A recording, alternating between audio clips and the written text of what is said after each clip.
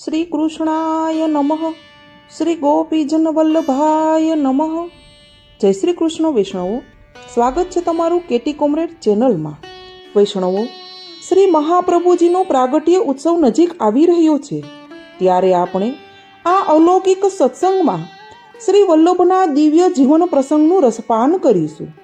યજ્ઞોપવિત, દંડ, મેખલા, કૌપિન, કટિવસ્ત્ર અને કમંડલ સહિતના બ્રહ્મચારીના ચિહ્નોથી સુશોભિત શ્રી વલ્લભ 10 વર્ષના હતા.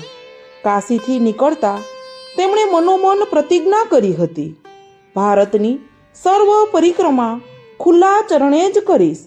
જીવનભર સીવેલું વસ્ત્ર હું ધારણ નહીં કરું.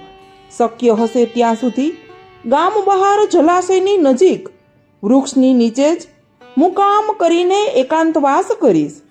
આ 3 પ્રતિજ્ઞાઓ સાથે શ્રી મહાપ્રભુજીએ પ્રથમ ભારત પરિક્રમાનો પ્રારંભ કર્યો.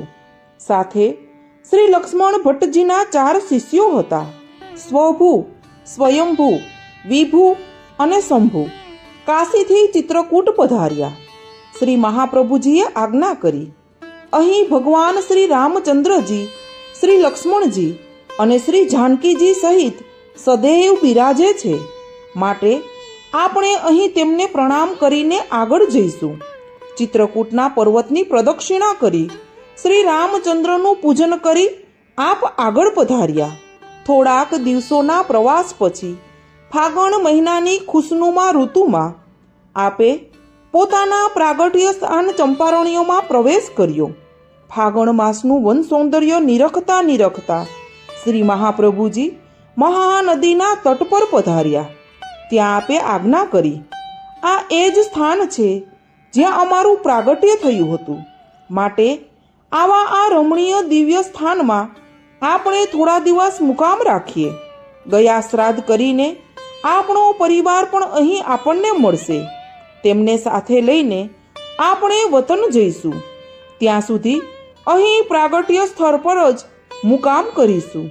શિષ્યોએ કહ્યું, જેવી આપની આજ્ઞા. સૌએ આપને બિરાજવા માટે સ્થાનને સ્વચ્છ અને રળિયામણું બનાવ્યું. જે વૃક્ષની નીચે શ્રી મહાપ્રભુજીનું પ્રાગટ્ય હતું, તે જ શ્રમી વૃક્ષની નીચે આપે મુકામ કર્યો. શિષ્યોએ વેદિકા તૈયાર કરી આપે આજ્ઞા કરી. ભગવદ આજ્ઞા એવી છે કે શ્રીમદ ભાગવતના ગૂઢ અર્થને પ્રગટ કરવા અને તેથી જેમાં પ્રભુનું નામ સ્વરૂપ બિરાજે છે એવા શ્રીમદ ભાગવતનું પારાયણ યાત્રા દરમિયાન જ્યાં જ્યાં તીર્થ સ્થાનોમાં અનુકૂળતા હશે ત્યાં કરવાનો મારો સંકલ્પ છે અને તેનો પ્રારંભ અહીંથી જ હું કરીશ. કારણ કે આ સ્થાન અતિ દિવ્ય સ્થાન છે. ઋષિ મુનિઓના તપથી પવિત્ર બનેલી આ ભૂમિ છે. મહાનદીનો પવિત્ર તટપ્રદેશ છે. તેથી તીર્થ અને ક્ષેત્ર એ બંનેના મહિમા ધરાવતું આ સ્થાન પૃથ્વી ઉપરની પ્રભુની અનેક નિકુંજોમાંનું એક છે. અહીં મારા પ્રાગટ્ય સમયે ગોલોક ધામની દિવ્ય લીલા સાક્ષાત પ્રગટ થઈ હતી. તેથી અહીં આપણે શ્રીમદ ભાગવતનું પારાયણ કરીશું. શુભ દિવસ જોઈ શ્રી મહાપ્રભુજીએ શ્રીમદ ભાગવતના પારાયણનો પ્રારંભ કર્યો.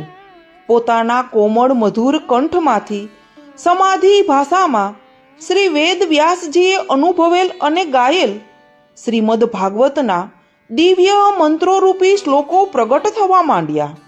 શ્રી મહાપ્રભુજીના મુખારવિંદથી ગવાતા શ્રીમદ ભાગવતના પાઠનું શ્રવણ કરીને સૌ શિષ્યો આનંદ પામ્યા.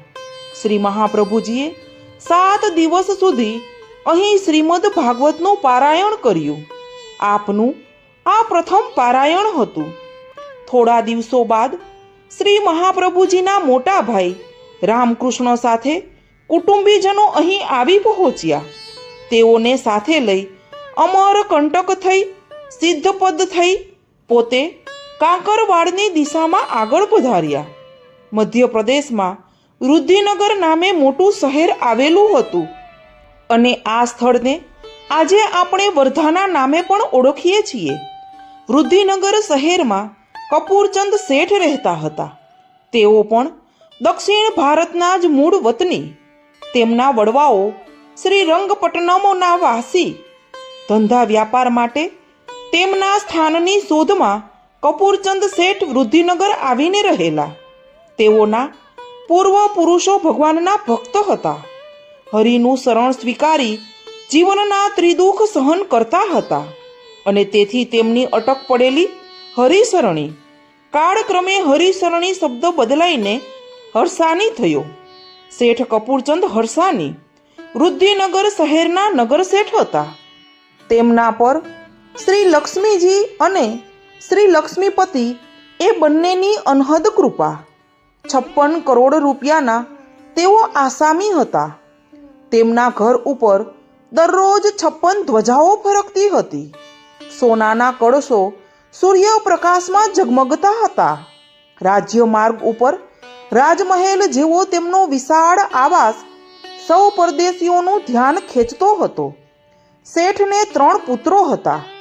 પાછલી ઉંમરે તેમને ત્યાં ચોથા પુત્રનો જન્મ થયો. દાસીએ દોડતા આવીને વધાઈ આપી. શેઠજી વધાઈ છે, આપને ત્યાં ચોથા પુત્ર રત્નનું પ્રાગટ્ય થયું છે. તમે કહો કે ના કહો, પણ આ પુત્ર સામાન્ય બાળક નથી. તેના વિશાળ કપાલ ઉપર દૈવી તેજ છે અને કસ્તુરીનું તિલક છે. શેઠ, આ પુત્રના હાથ ઢીંચણથી પણ નીચે જાય છે. શાસ્ત્રોમાં કહ્યું તેઓ તે આજાન બાહુ છે. તે જન્મ્યો ત્યારે પણ રડ્યો નથી. તેના નેત્રો મીચાયેલા જ છે. આ બાળક કોઈ સામાન્ય બાળક નથી. દાસીના વચનો સાંભળી શેઠને ખૂબ જ આનંદ થયો. જ્યોતિષીઓને બોલાવવામાં આવ્યા. જ્યોતિષીઓએ કુંડળી મૂકી ગ્રહોનું ગણિત માંડ્યું.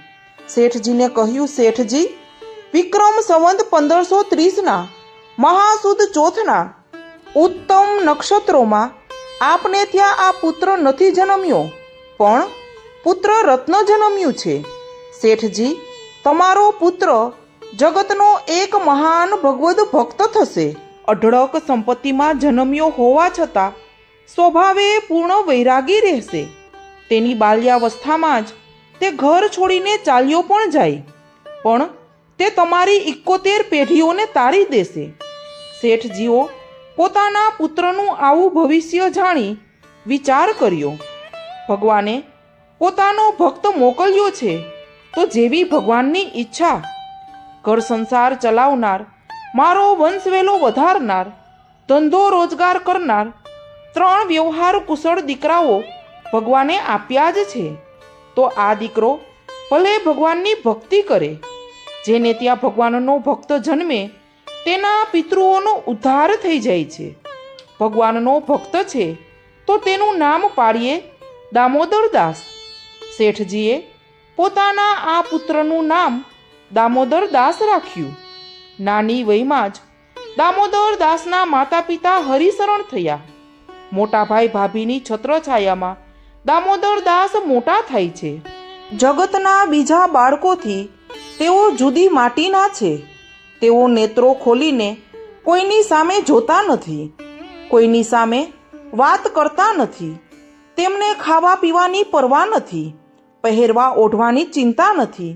કોઈ પરાણે ખવડાવે તો ખાઈ લે છે, જે પહેરાવે તે પહેરી લે છે. રમવામાં ચિત્ત નથી, વાતો કરવાની વૃત્તિ નથી. ચાલતા થયા એટલે ઘરનું પગથિયું ઉતરી શેરીમાં જવાનું મન નથી. પોતાના વિશાળ મકાનના પહેલા માળે રાજમાર્ગ પર પડતા ગોખમાં તેઓ સૂન મૂન બનીને હંમેશા બેસી રહે છે. ગામ બહારની દિશામાં કોઈની આવવાની રાહ જોઈ રહ્યા હોય તેમ એકીટસે જોયા કરે છે. મુખ પર ઉદાસીનતા છે. ક્યારેક નેત્રોમાંથી આંસુ સરી પડે છે. શરીરને ચેન નથી અને મનને શાંતિ નથી.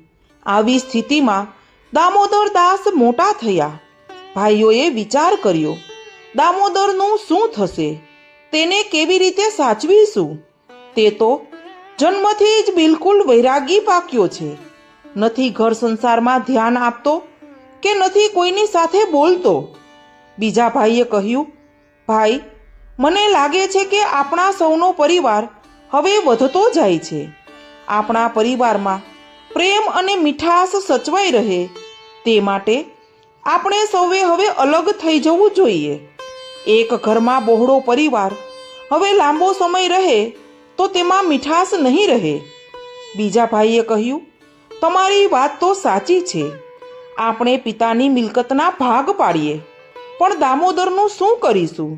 સૌએ વિચાર કરી તેમના મામાને બોલાવ્યા. મામાએ કહ્યું, તમે તમારા પિતાની મિલકતના 4 ભાગ પાડો. સૌ પોતપોતાનો ભાગ લઈ અલગ થવું હોય તો થઈ જાઓ. આ હવેલીમાં દામોદર રહેશે. હું તેની કાળજી રાખીશ. તેનો ભાગ હું સાચવીશ અને તે સંસારમાં રસ લેશે એટલે બધું તેને સોંપી દઈશ. સૌને મામાની વાત ગમી. બધા ભાઈઓએ ભાગ વહેંચી અલગ થઈ જવાનું ગોઠવ્યું. દામોદર દાસે તો ન પોતાના ભાગનો વિચાર કર્યો, ન તો તેની સામે નજર પણ કરી. તેઓ તો પોતાના મહેલના ગોખમાં રાહ જોતા બેસી રહ્યા હતા. તેમ કરતાં કરતાં તેઓ 15 વર્ષના થયા. આજનું સવાર દામોદર દાસજીના માટે રોજના કરતાં કંઈક અનોખું ઉગ્યું.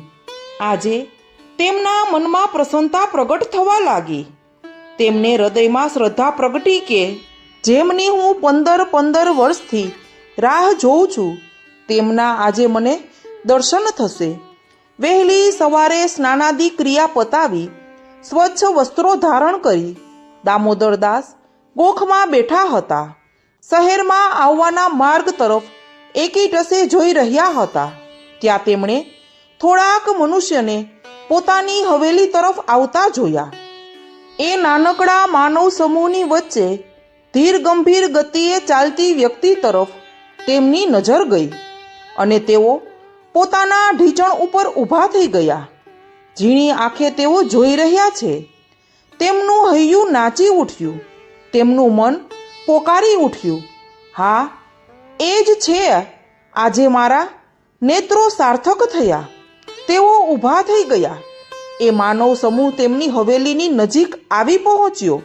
જુએ છે તો સશક્ત બાંધાવાળા મેઘ શ્યામ વર્ણના શ્રી વલ્લભના દર્શન થયા.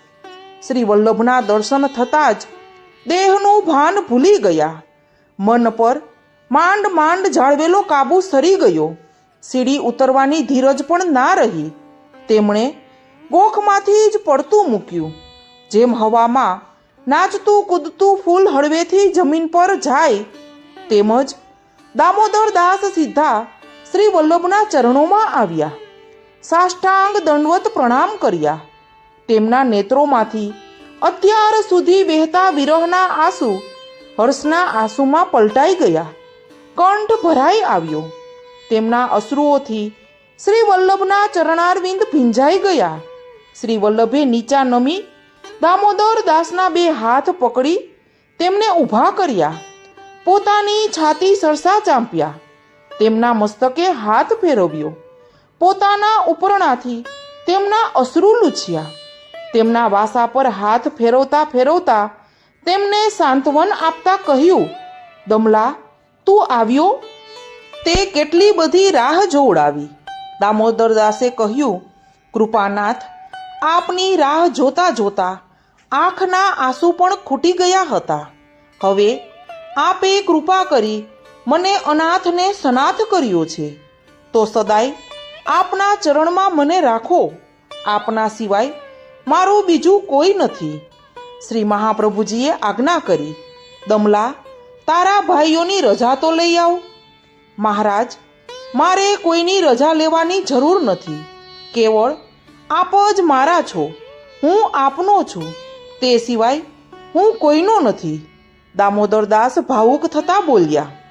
શ્રી મહાપ્રભુજીએ પ્રસન્ન થઈ આજ્ઞા કરી, ભલે, તો ચાલ મારી સાથે. દામોદરદાસને સાથે લઈ શ્રી વલ્લભ કાંકરવાડની દિશામાં આગળ પધાર્યા. શ્રી વલ્લભ કાંકરવાડ પધારતા તેમના કાકા જનાર્દન ભટ્ટજીએ ગામના ગોંદરે આવી આખા પરિવારનું સન્માન કર્યું. સૌને પ્રેમથી પોતાને ત્યાં લઈ ગયા. અગ્નિહોત્રી બનેલા પોતાના ભત્રીજા રામકૃષ્ણ દીક્ષિત અને શ્રી વલ્લભને આનંદપૂર્વક ગૃહ પ્રવેશ કરાવ્યો. શ્રી વલ્લભ થોડોક સમય પોતાના વતનમાં પરિવાર સાથે બિરાજ્યા. તેમના નાના ભાઈ કેશવને યજ્ઞોપવિત સંસ્કાર કરાવવામાં આવ્યા. શ્રી મહાપ્રભુજીએ વિચાર કર્યો, યાત્રાનો મારો સંકલ્પ મારે અમલમાં મૂકવો જોઈએ. યાત્રા માટે માનસિક તૈયારીઓ કરતા હતા ત્યારે એક દિવસ શ્રી મહાપ્રભુજીના મોસાળ વિદ્યાનગરથી એક બ્રાહ્મણ દૂત સંદેશો લઈને આવ્યો.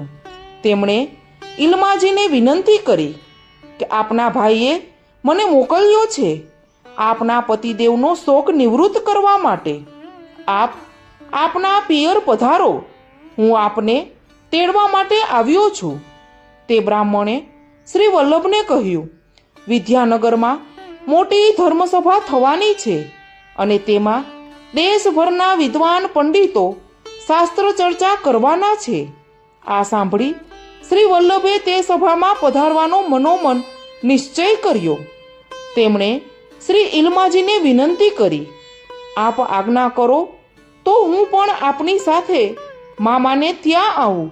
શ્રી ઇલમાજીએ પ્રસન્નતાપૂર્વક કહ્યું, વત્સ, તમારા પ્રાગટ્ય પહેલાં મેં સંકલ્પ કર્યો હતો કે તમારા પ્રાગટ્ય પછી હું ભગવાન વ્યંકટેશના દર્શન કરી તમારા ક્ષેમકુશળ માટે તેમને ભેટ કરીશ.